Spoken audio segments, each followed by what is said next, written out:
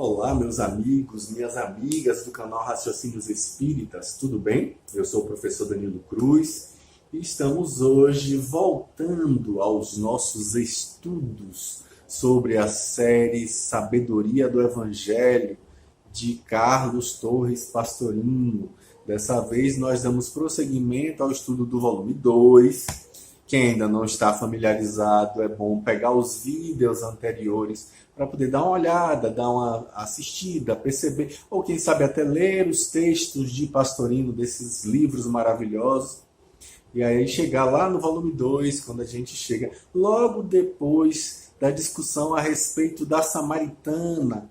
Pois bem, quando Jesus conversa com a samaritana Fotina, à beira do poço de Jacó, lá na Samaria. Pois é isso, nesse momento, aí a gente dá o prosseguimento para o estudo da semana passada, que é o momento em que Jesus resolve passar alguns dias ali na Samaria com os samaritanos. E também, como o capítulo é bem curtinho, a gente vai já para o capítulo seguinte, que é o capítulo em que se descreve uma visita de Jesus à cidade de Nazaré.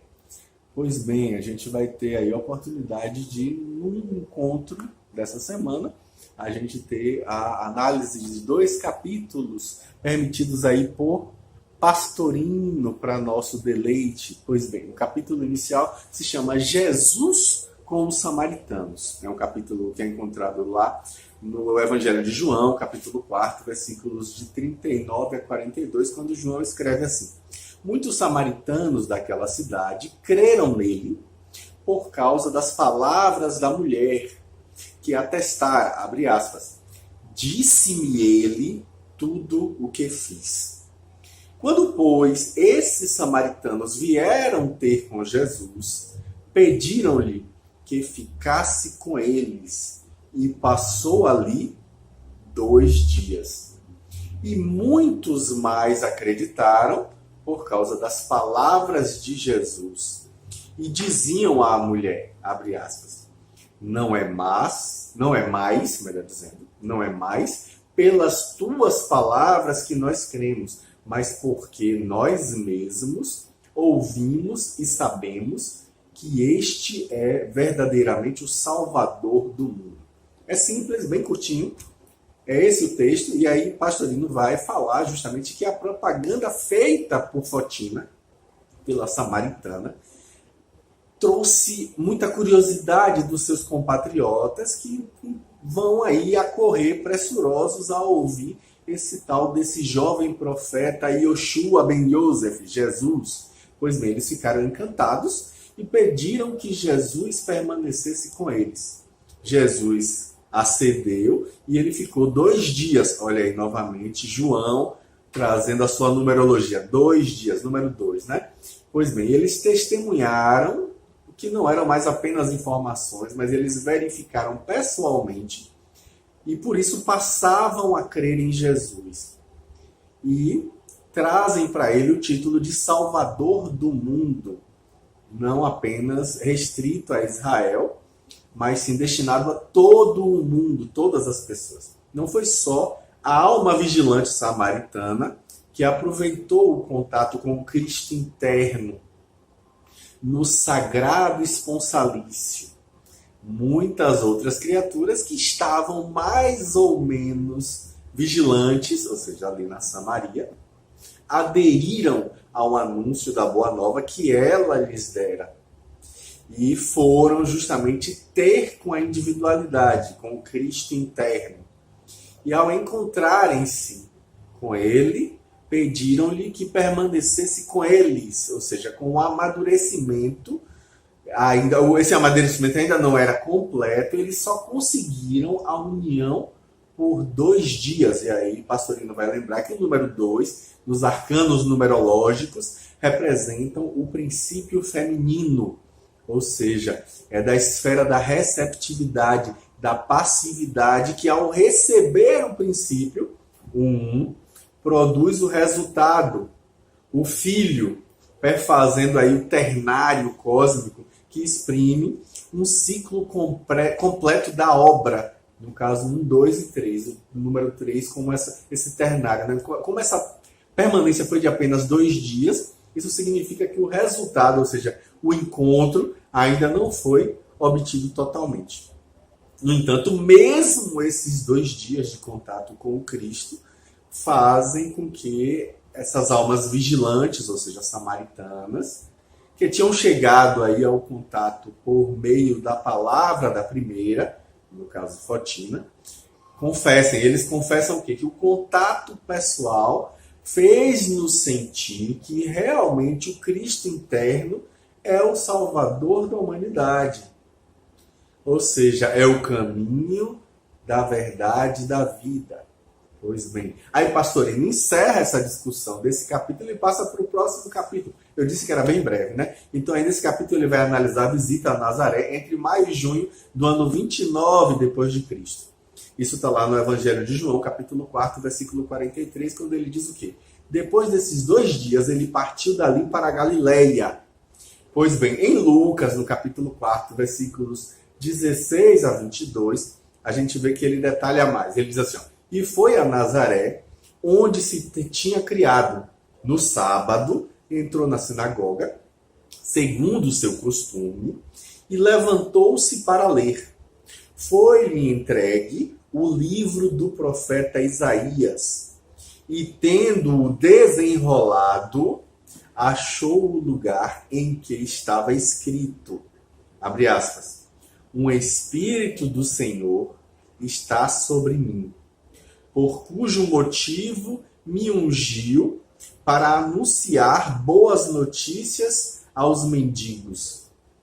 Enviou-me para proclamar libertação dos cativos, restauração da vista aos cegos, e para pôr em liberdade os oprimidos, e proclamar o ano aceitável ao Senhor.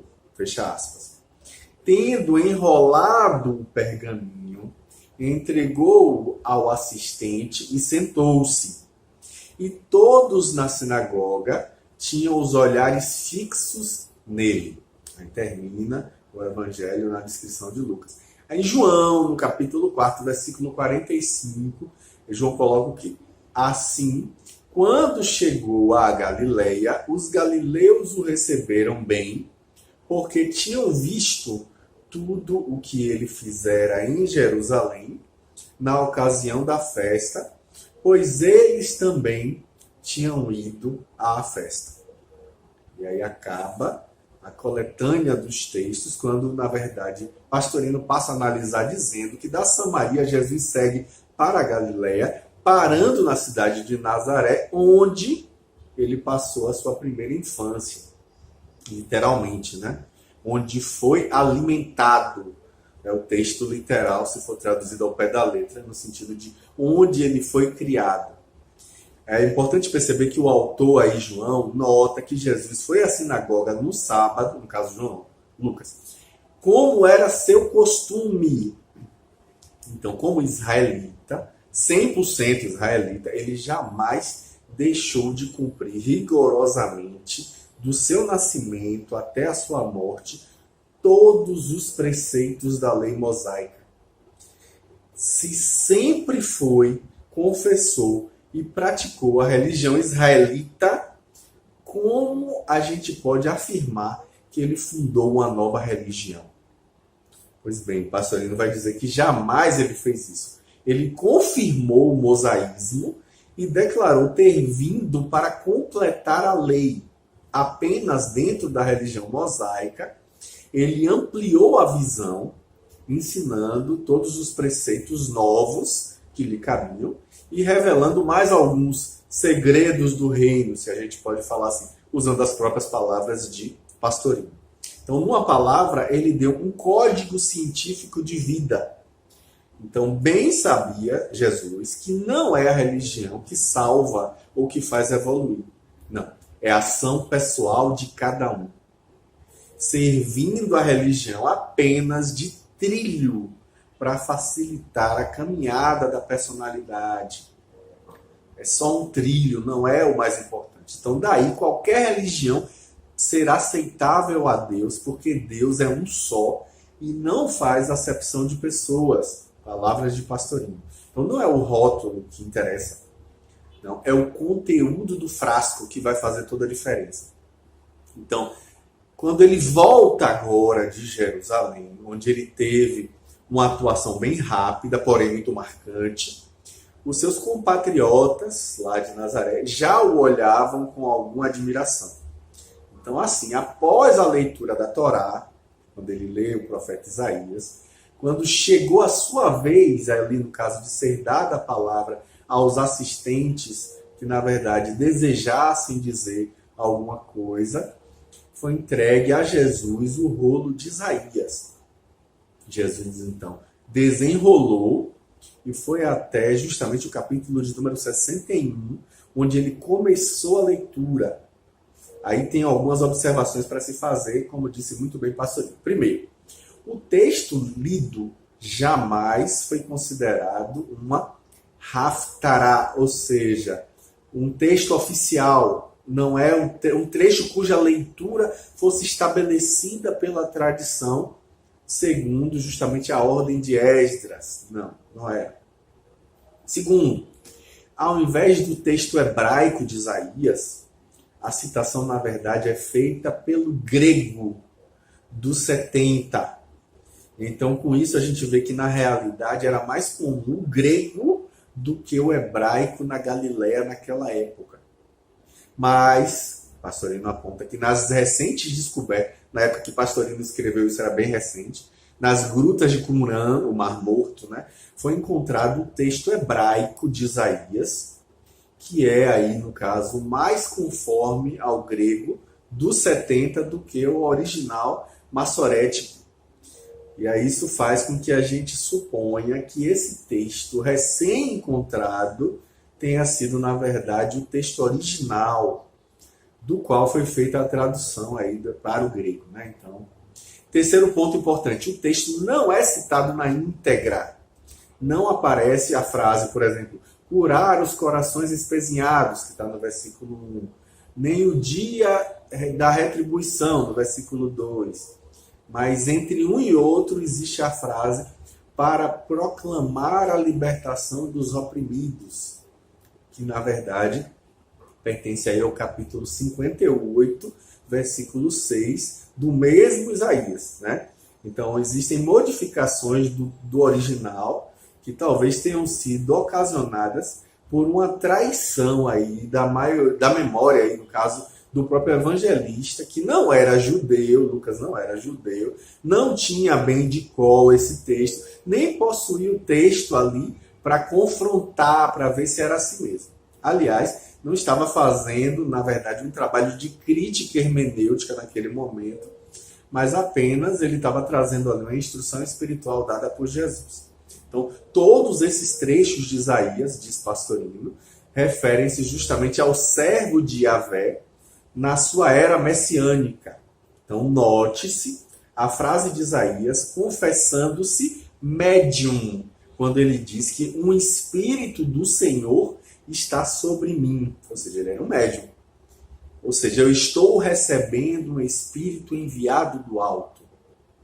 Portanto, diz Pastorino, ele é um simples intermediário. Então, terminada a leitura feita por Jesus, Jesus entrega o livro ao Hassan, né, no caso o assistente, e ele se senta para explicar. Então, os compatriotas ficam alertas, vigilantes ali, ouvindo, de olhos presos no jovem, que eles haviam visto o menino brincando nas ruas, provavelmente. E aí, Yeshua ben Yosef, ou Yoshua ben Yosef, que é Jesus, começa dizendo: hoje cumpriu-se esta profecia a vossos ouvidos. Então, logicamente, muito mais ele deve ter dito, mas Lucas apresentou apenas um resumo do seu evangelho. De qualquer modo, a gente sabe que as palavras impressionaram muito favoravelmente aquele auditório atento que ali estava ouvindo de maneira amistosa, despertando naquelas pessoas a satisfação e o orgulho de ver um dos seus que falava tão belas palavras de amor. E aí a gente vê, como aponta Pastorino, que as traduções comuns trazem palavras cheias de graça e que pode, obviamente, dar uma falsa ideia de que Jesus tivesse feito algum tipo de humorismo nesse momento aí. Mas o texto original coloca de maneira muito clara, ele fala o que lá? Fala logos tes caritos, ou seja, palavras de amor, não é palavras de graça. Então, além de tudo aí, a fama de que Jesus havia chegado de Jerusalém para Nazaré, trazida pelos galileus que lá haviam estado, narrando para as pessoas os acontecimentos, com, obviamente, os naturais exageros, como aponta Pastorino, predispunha-os a uma admiração prévia. Então, Jesus não se demora lá, após essa visita na sua cidade, e provavelmente a sua mãe e a seus irmãos e irmãs, eles partem para Cafarnaum, como a gente vai ver na próxima semana, né? À beira do lago de Genezaré, passando antes, todavia, pela simpática cidadezinha de Caná.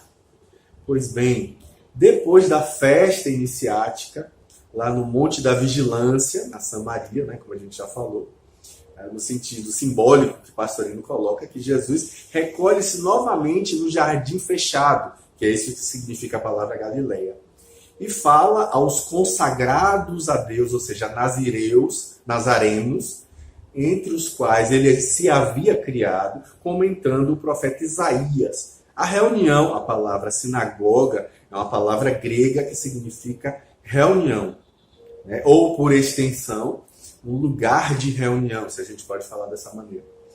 Essa reunião é feita no dia do repouso, ou seja, no sábado. E a palavra sábado exprime exatamente a palavra repouso. Então, repouso das ocupações materiais. O estabelecimento de um dia de repouso para a personalidade, ou seja, os trabalhos externos mostram-nos aí, no caso, uma necessidade que nós temos de parar intermitentemente as nossas atividades personalísticas, egóicas, para nos dedicarmos tão somente às atividades do eu profundo, na leitura e, sobretudo, na meditação sobre os textos dos grandes mestres. Então, a gente vê o quê? Que nesse momento não é um momento de transformar esse descanso da personalidade em outras atividades personalísticas de culto externo, ritualístico, não. Nós temos que alimentar o espírito naquele momento. E é por isso que os judeus nas sinagogas, e Jesus exemplifica isso, limitavam-se a ler e comentar os livros revelados, ou seja, os livros mediúnicos. Então, o texto de Isaías foi escolhido. Olha que interessante que Pastorino coloca aqui. As palavras de Isaías revelam a doutrina de Jesus, já preconizada lá em Isaías, justamente um dos maiores profetas, ou seja, um dos maiores médiuns que apareceu na Terra. Então começa aí, no caso, esclarecendo que um espírito, é bom lembrar que, como a gente já disse, em grego não tem um artigo, é um espírito, do Senhor está sobre ele. Ou seja, declarando aberta e taxativamente que ele, naquele momento, se encontrava mediunizado, recebendo um espírito. Ou seja, que é bom, o Espírito do Senhor, um Espírito de Deus, um Espírito elevado. Esse Espírito o ungiu, ou seja, o cristificou, para que ele pudesse, sim, realizar a sua missão. Então, por isso a gente observa que o médium, no caso aí o profeta, não age por si só. Ele é apenas um intermediário. Ele não alcançou por si mesmo o processo de cristificação, porque nesse caso ele seria em si um mestre e não um medianeiro. Então, daí justamente acontece a necessidade de que venha sobre ele, envolvendo um Espírito do Senhor, para ungí-lo, com a finalidade precípua de sustentá-lo para a boa execução dos trabalhos espirituais que estão ali acontecendo. Então, com isso a gente vê que na falta de mestres encarnados na Terra, os Espíritos do Senhor se servem dos instrumentos que sejam aptos a substituí-los, ou seja, os médiuns.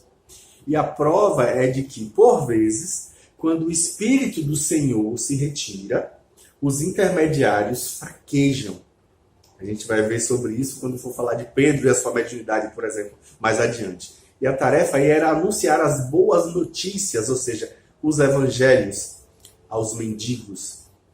Não aos mendigos materiais, das moedas, do pão, mas sim aos mendigos do Espírito. Aqueles que verdadeiramente sentem fome e sede espiritual. Sede e fome de espírito e mendigam ao Pai essa sede e essa fome. Então, mesmo nesse sentido, a gente vê que Jesus proferiu a bem-aventurança. Felizes os mendigos do Espírito. Joy tui pneumati, ou seja, aqueles que mendigam com lágrimas o dom do Espírito. Então, a gente vê que esses sequiosos de espiritualizarem-se é que serão dadas as boas notícias. Aqueles que estão em busca da espiritualização. Então o profeta anuncia, na verdade, que vem proclamar a libertação dos que estão cativos na matéria. Ou seja, a restauração da vista espiritual aos que estão cegos, sem conseguirem enxergar a verdade. E mais ainda, para pôr em liberdade os oprimidos pela carne. Porque daí em diante, doravante, eles terão a faculdade de, mergulhando na consciência cósmica, não mais sentirem o peso da matéria que lhes oprime tanto a mente, o coração, o espírito. Conforme dizia, que o sábio, aí coloca no livro da sabedoria, no capítulo 9, versículo 15, que o corpo que se corrompe, ou seja, que se coagula na matéria, pesa sobre a alma, e esta habitação terrestre abate o espírito, que na verdade pensa muitas coisas. E aí a gente vê o pastorino dizer que além disso tudo, vem proclamar na verdade o ano, ou seja, a época aceitável ao Senhor. O ciclo aceitável ao Senhor, pois ele só espera a preparação do homem para aceitá-lo e nele manifestar-se. Então Jesus, a seguir, vai revelar justamente que chegou o momento de cumprir-se verdadeiramente a Escritura.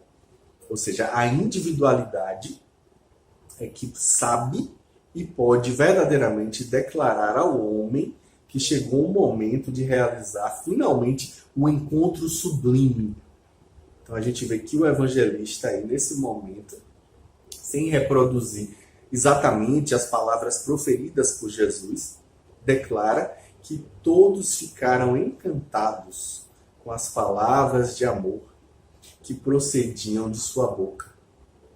Exatamente como ficam todos aqueles que têm aí, no caso, a graça, a felicidade de ouvir as palavras misteriosas, silenciosas e consoladoras que o Cristo interno profere no âmago do nosso coração, no mais recôndito de nossa alma, e justamente chegam em ondas benéficas ao nosso cérebro, inebriando de gozo o nosso intelecto, o intelecto da nossa personalidade, usando as palavras de Pastorino. Olha quanta coisa que a gente pode exprimir dessa situação, hein? Quanta coisa interessante. Pastorino, como sempre, trazendo significados muito mais profundos do que está ali de maneira rasa, colocado no discurso, sem uma minúcia, sem um detalhe, sem um olhar realmente mais simbólico, Então, com isso a gente aprende, cresce e se inspira. Então, que as bênçãos do Mestre possam nos instigar a esse encontro que nós todos almejamos. Grande abraço, até semana que vem, gente. Tchau, tchau.